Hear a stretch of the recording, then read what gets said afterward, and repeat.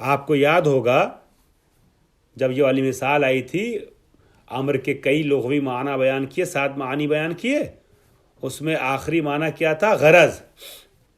وہاں مثال کیا دی تھی؟ جاء زید الامر کذا۔ ہاں، الامر کو کیسے پڑھا جائے؟ الامرہ پڑھا جائے، الامرو پڑھا جائے، کیا پڑھا جائے؟ تو وہاں اصل میں اشتباہ چاپی ہے۔ جاء زید لامر کذا اس کو کر دیے، یعنی زید آیا فلاں کام کے لیے، فلاں غرض کے لیے۔ بات ہو گئی؟ فلاں غرض کے لیے۔ اب اسی کے بارے میں انہوں نے اعتراض کیا تھا پہلے، اور یہ فرمایا تھا ولا یخفا، یہ بات مخفی نہ رہے آپ پر کہ بعض لوگوں نے اس کے جو بعض معانی ہے نا، اس میں مصداق اور مفہوم جو ہے وہ ہو گیا ہے، خلط ہو گیا ہے۔ ٹھیک ہے، مصداق اور مفہوم جو ہے وہ خلط ہو گیا ہے۔ اور بالبداہت یہاں جو لفظ امر آیا ہے جاء زید لامرین میں، یہاں معنی غرض میں استعمال ہوا ہے، معنی غرض میں استعمال نہیں ہوا ہے، معنی غرض میں استعمال نہیں ہوا ہے، بلکہ لام جو ہے وہ غرض کو سمجھا رہا ہے۔ ٹھیک ہے، یہاں پر ففہم کہا ہے انہوں نے۔ ففہم کہنے کا مطلب یہ ہے کہ دیکھیے، یہ صحیح ہے کہ الغرض کو سمجھانے کے لیے، غرض کو سمجھانے کے لیے کئی بار الف لام سے استفادہ کرتے ہیں، مگر یہاں خود لفظ امر میں ایک احتمال دے رہے ہیں کہ لفظ امر میں ہی غرض کا معنی پایا جا رہا ہے۔ وہ کیسے سمجھ میں آئے گا لفظ امر میں غرض کا معنی ہے کہ نہیں ہے؟ جب آپ امر کو ہٹا کے اس کی جگہ لفظ غرض رکھیے، تو میں آپ کے پاس آؤں اور کہوں کہ جئتک لامرن کذا، میں آپ کے پاس فلاں کام کے لیے آیا ہوں، تو امر کو ہٹا کر رکھ دوں، اگر میں فلاں غرض کے لیے آیا ہوں، فلاں مقصد کے تحت آیا ہوں، اور میں کہہ دوں جئتک لغرض کذا، میں فلاں غرض کے لیے آیا ہوں، تو غلط ہے؟ صحیح ہے؟ صحیح ہے نا؟ تو اس کا مطلب یہ ہوا غرض جو ہے وہ امر کا معنی ہے، برخلاف اس مثال کے۔ دوسری مثال لے لیے، ایک جگہ آپ کہیں گے جئتک لزیارتک، جئتک لزیارتک، ہے نا؟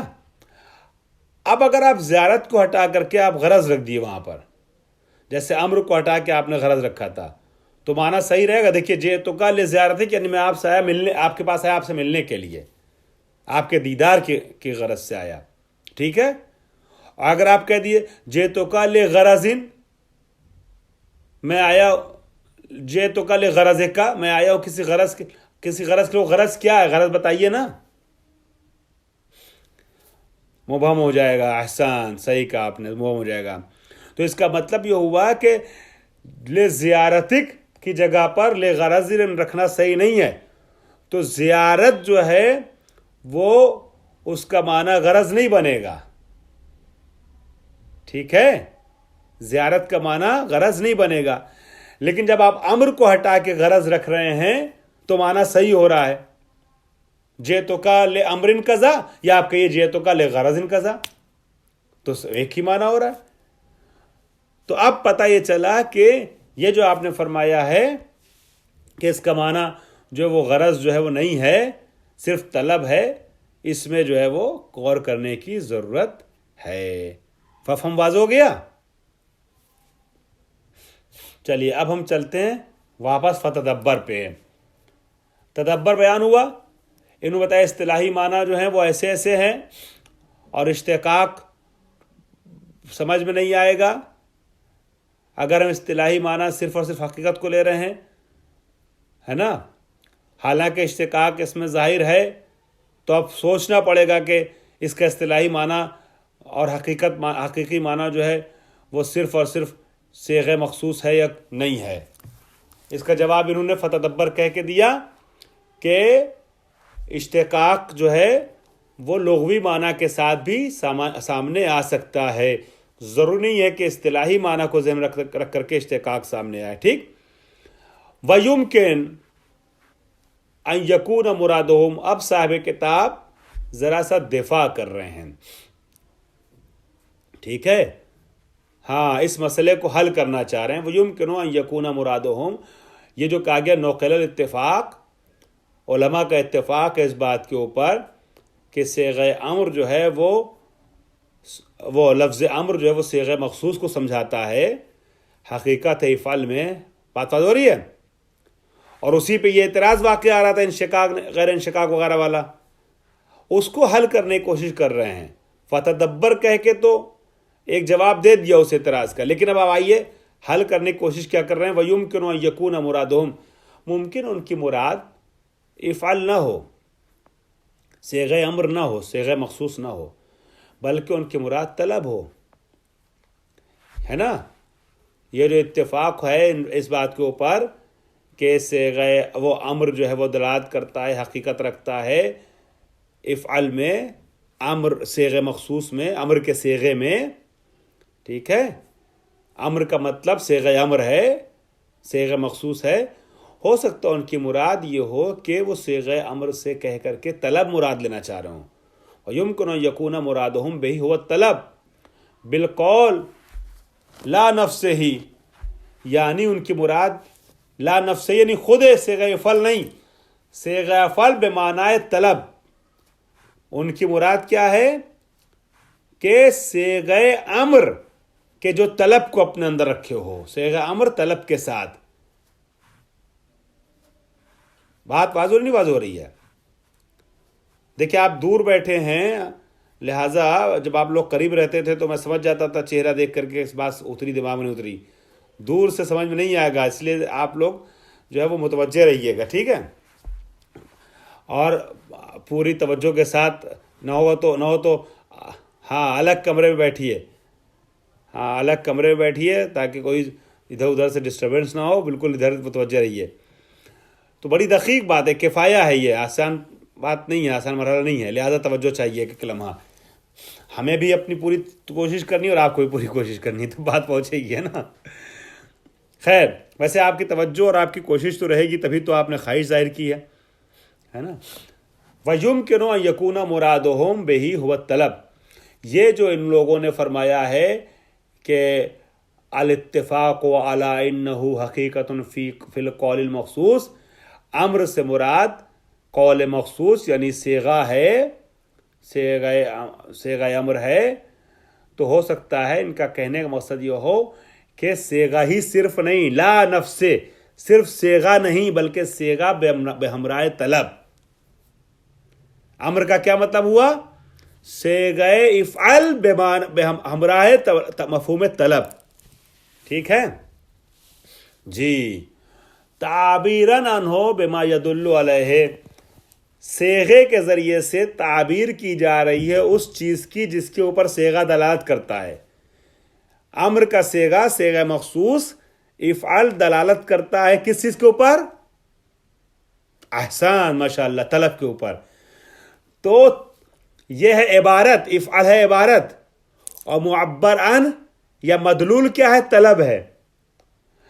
تو یہ جو کہا جا رہا ہے کہ امر حقیقت ہے افعل میں، صیغہ امر میں، صیغہ مخصوص میں، یعنی کیا؟ یعنی طلب میں. طلب کی جائے صیغہ خاص کے ذریعے سے، صیغہ مخصوص کے ذریعے سے، یہ ہے ان کی مراد. اے صیغۃ الامر، نعم القول المخصوص، ہاں قول مخصوص یعنی صیغہ امر کیا ہے؟ اذا اراد العالی. اچھا ہاں، یہ جو مفہوم بتایا جا رہا ہے کہ حکم ہے طلب والا، یہ کب ہوگا؟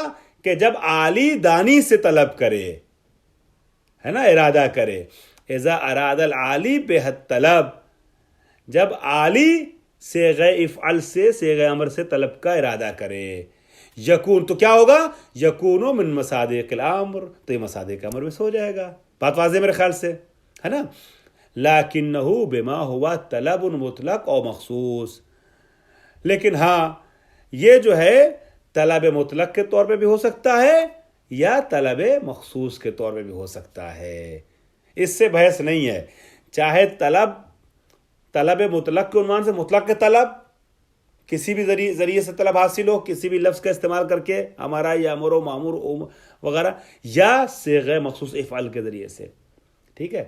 طلب جب کی جائے आली तलब करे दानी से, आला तलब करे अदना से, ऊपर वाला नीचे वाले से, ठीक है।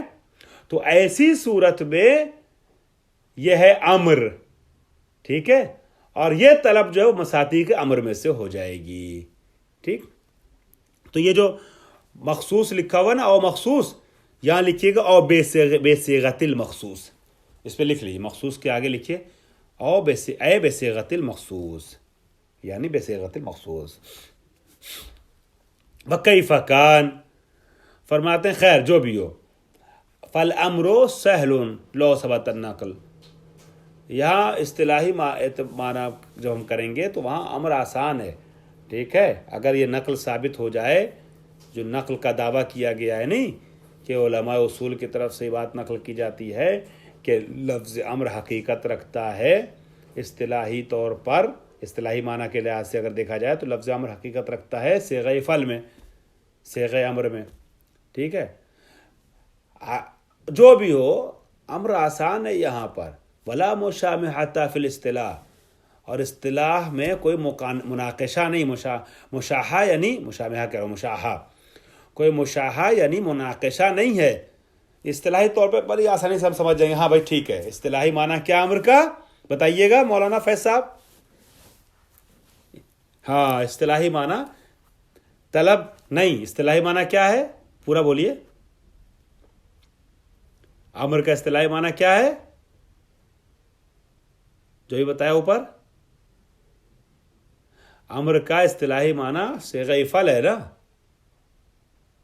सेग़ अम्र, ये फल, इसमें ज़्यादा मुनाक़शा नहीं है, ठीक है। वइन्नमल मुहिम, यानी इफ़अल है, चाहे आप इफ़अल को बग़ैर तलब को दिमाग में रखते हुए सोचिए, चाहे जैसा कि इन्होंने भी वजाहत के साहिब किफ़ाया ने कि तलब को नियत में रखते हुए सोचिए, इफ़अल है, इसमें ज़्यादा मुनाक़शा नहीं। ला मुशाहा लिख लीजिए, मुनाक़शा, इस्तिलाही माना में ज़्यादा मुनाक़शा नहीं है, ज़्यादा बहस नहीं है। बहस जो है, मुहिम जो है वो क्या है, इन्नमल मुहिम बयान मा हुआ माना हो उर्फन व लुगतान, इस चीज़ को समझाना कि उर्फ़ी माना इसका क्या और लुग़वी माना क्या है। लियुहमला अलैहि फ़ीमा इज़ा वरदा बिला करीनतिन, कुरान और हदीस में जब अम्र बग़ैर करीने के वारिद हो, ठीक है, तो उस सूरत में किस पर हमल किया जाए, कौन से माना है लुग़वी पर, कौन से माना इस्तिलाही और उर्फ़ी पर। लुग़वी और उर्फ़ी माना मुअय्यन होना चाहिए, ताकि कुरान में अगर कहीं पे लफ्ज़ अम्र आपको मिले तो आप उस माना पर हमल कर सकें। लिहाजा ज़रूरी मुशख़्ख़स हो लुग़वी और इस्तिलाही, लुग़वी और उर्फ़ी माना। लुग़वी माना है मैं, न कि इस्तिलाही माना। इस्तिलाही माना उस उसूलियों की इस्तिलाह है। खूब, जब बग़ैर करीने के, बिला करीनतिन, बग़ैर करीने के वारिद हो किताब में कहीं लफ्ज़ अम्र, तो किस माना पे हमल किया जाए।